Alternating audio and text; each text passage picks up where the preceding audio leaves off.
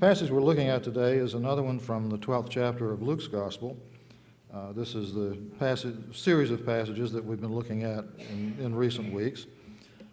This particular passage is studied in a book written by New Testament scholar F.F. Bruce.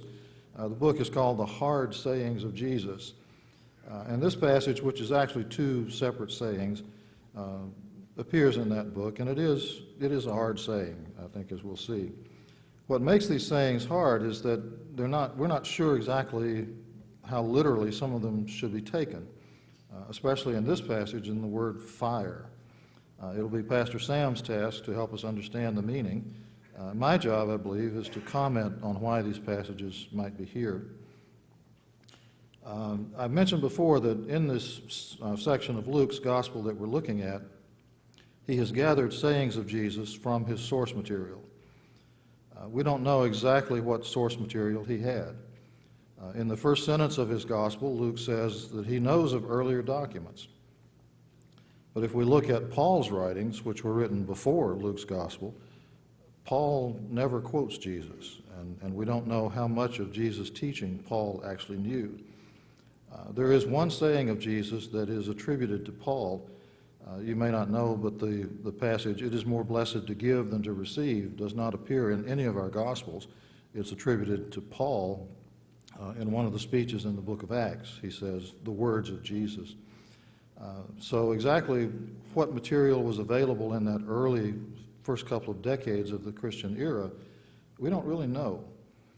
It's likely that there were collections of sayings of Jesus without any narrative connection. Jesus said this, Jesus said this. We do have one such gospel or document, the Gospel of Thomas, which was written later than our Gospels. It's second century, late second century.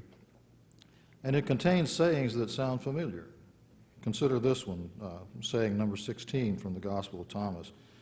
Jesus said, "Men think, perhaps, that it is peace which I have come to cast upon the world. They do not know that it is dissension which I have come to cast upon the earth, fire, sword, and war. For there will be 5 in a house, 3 will be against 2, and 2 against 3, the father against the son, and the son against the father, and they will stand solitary." Now, as we'll see in a moment, Luke and the author of the Gospel of Thomas have obviously drawn from a similar source, or maybe Thomas has drawn on Luke. But there are also some very hard sayings in Thomas's collection, unlike anything in our Gospels, such as number 7. Jesus said, "Blessed is the lion which becomes man when consumed by man, and cursed is the man whom the lion consumes, and the lion becomes man." Do you want to preach on that next week?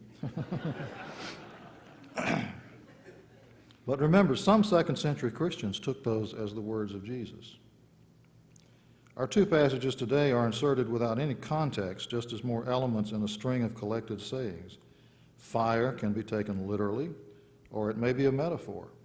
We talk about someone being a ball of fire, and that's a good thing. But the fires we see raging in California are literal and very frightening. So Luke doesn't give us much help in understanding why he thought these statements should stand here. There's an element of warning in them, of trying to understand God's plan for the future. Beyond that, they are hard sayings indeed. So let's look at these sayings now as they appear in your bulletin. "I have come to bring fire on the earth, and how I wish it were already kindled. But I have a baptism to undergo, and what constraint I am under until it is completed. Do you think I came to bring peace on earth? No, I tell you, but division. From now on there will be 5 in one family divided against each other, 3 against 2, and 2 against 3. They will be divided father against son, and son against father, mother against daughter, and daughter against mother, mother-in-law against daughter-in-law, and daughter-in-law against mother-in-law." He said to the crowd, "When you see a cloud rising in the west, immediately you say, 'It's going to rain,' and it does.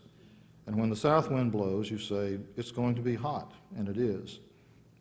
Hypocrites, you know how to interpret the appearance of the earth and the sky. How is it that you don't know how to interpret this present time?" This is the word of the Lord.